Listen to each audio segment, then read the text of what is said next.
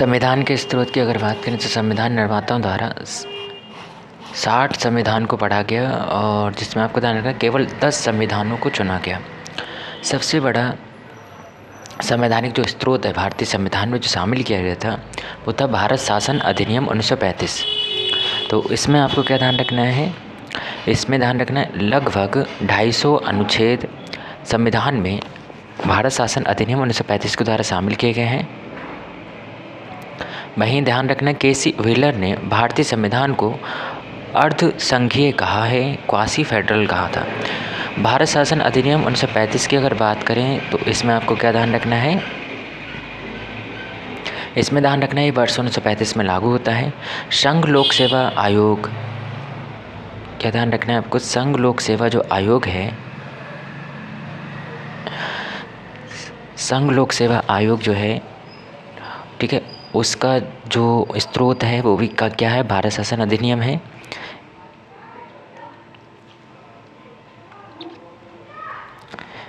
इसके साथ साथ शक्तियों के वितरण की 3 शक्तियाँ जो हैं, सूचियाँ जो हैं, संघ सूची, राज्य सूची, समवर्ती सूची, ये भी भारत शासन अधिनियम से ही शामिल की गई।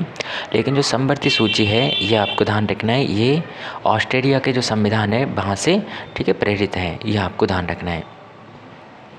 इसी के साथ साथ ध्यान रखना है प्रशासनिक जो व्यवस्था है, यानी आपको ध्यान रखना शक्तियों के वितरण की जो 3 सूचियां हैं, संघ लोक सेवा आयोग, और प्रशासनिक जो व्यवस्था है, न्यायपालिका का जो ढांचा है भारतीय संविधान का, तो वो भी आपको ध्यान रखना है। ये भी कहाँ से लिया जाता है,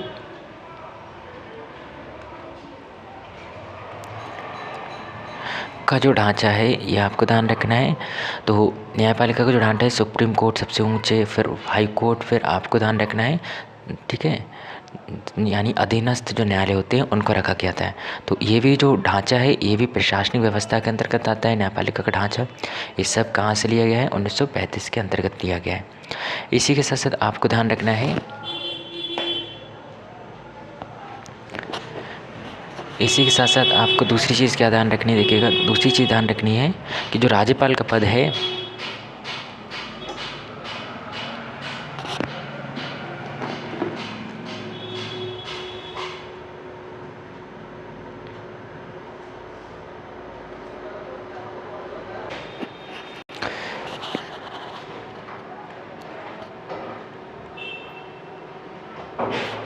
राज्यपाल का जो पद है ये आपको ध्यान रखना है, ये भी भारतीय संविधान की 1935 के अंतर्गत है। और इसके साथ साथ जो ब्रिटेन का संविधान है, राज्यपाल का पद जो है वो भी लिया गया। ब्रिटेन के संविधान की अगर बात करें तो ब्रिटेन के संविधान से भारतीय संविधान में क्या क्या चीज़ें जोड़ी गई हैं,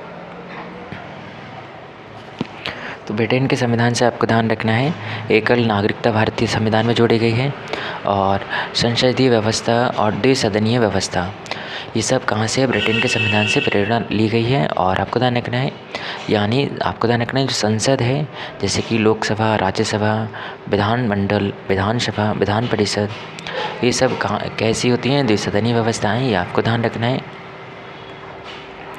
इसके साथ साथ आपको क्या ध्यान रखना है, इसके साथ साथ विधि का जो शासन है ये भी ब्रिटेन के संविधान से लिया गया है। और एकल नागरिकता, एकल न्यायिक प्रणाली, राष्ट्रपति की औपचारिक प्रधानता, विधि निर्माण की प्रस्तावना प्रक्रिया, अग्रता ही विजेता, ये आपको ध्यान रखना, जिसको चुनाव में सबसे ज़्यादा वोट मिलेंगे वो जीतेगा, मंत्रिमंडल का लोकसभा के प्रति उत्तरदायित्व, ये सब कहाँ से प्रेरित है, ब्रिटेन के संविधान से प्रेरित है।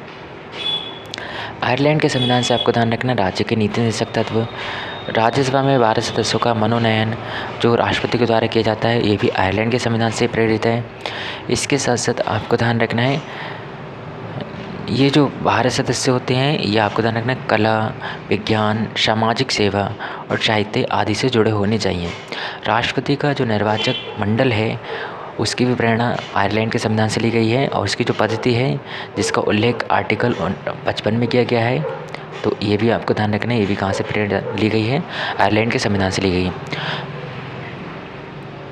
इसके साथ साथ अमेरिका के संविधान से अगर बात करें तो अमेरिका के संविधान से आपको ध्यान रखना है, तो अमेरिका के संविधान से आपको ध्यान रखना है भाग 3 जो है भारतीय संविधान में, जो कि आपको ध्यान रखना है भाग 3 जो है जिसमें 12 से 35 तक अनुच्छेद जोड़े गए हैं, यानी जिन्हें हम मौलिक अधिकार के नाम से भी जानते हैं। ये भी संविधान में अमेरिका के संविधान से प्रेरणा ली गई है। मूल अधिकार, उद्देशिका, प्रस्तावना का विचार, राष्ट्रपति पर महाभियोग, ये सब कहाँ से प्रेरणा ली गई है? अमेरिका के संविधान से प्रेरणा ली गई है।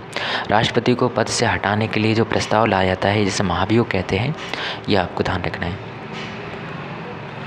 वहीं ध्यान रखना है आपको स्वतंत्र न्यायपालिका का जो गठन होता है भारतीय देश में, वो भी उसी से प्रेरणा ली गई है। न्यायिक पुनरावलोकन का सिद्धांत, लोक जनहित याचिका, जैसे हम PIL कहते हैं, तो ये भी आपको ध्यान रखना। सुप्रीम कोर्ट, हाई कोर्ट के न्यायाधीशों को पद से हटाना और उपराष्ट्रपति का पद, ये सब कहाँ से प्रेरणा ली गई है? आपको ध्यान रखना है अमेरिका के संविधान से प्रेरणा ली गई है। वहीं हम बात करते हैं आपका ऑस्ट्रेलिया के संविधान की। तो ऑस्ट्रेलिया के संविधान से आपको ध्यान रखना, प्रस्तावना की भाषा जो है, समवर्ती सूची, केंद्र राज्य संबंध और संसद के दोनों सदनों की संयुक्त बैठक का आयोजन जो होता है आर्टिकल अनुच्छेद 108 के तहत होता है, वो भी आपको ध्यान रखना है कहाँ से प्रेरणा ली गई है? ऑस्ट्रेलिया से प्रेरणा ली गई है। शक्तियों का विभाजन केंद्र और राज्यों के मध्य जो किया गया है।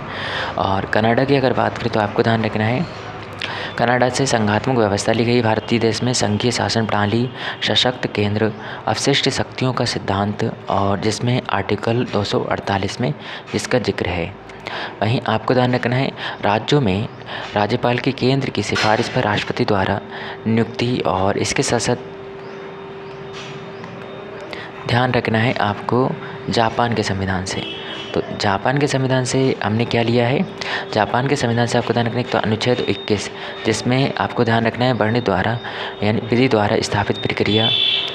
और वहीं ध्यान रखना है आपको इसी के साथ साथ जो दक्षिण अफ्रीका से भारतीय संविधान ने जोड़ा है संविधान संशोधन की प्रक्रिया, जो अनुच्छेद 368 में है। राज्यसभा में सदस्यों का निर्वाचन अप्रत्यक्ष रूप से जो होता है, ये भी आपको ध्यान रखना है कि कहाँ से प्रेरित है? दक्षिण अफ्रीका से। रूस की बात करें तो रूस से हमने पंचवर्षीय योजना शामिल की है अपने संविधान में। मूल कर्तव्य और प्रस्तावना में न्यायिक आदर्श, सामाजिक न्याय, आर्थिक न्याय और राजनीतिक न्याय।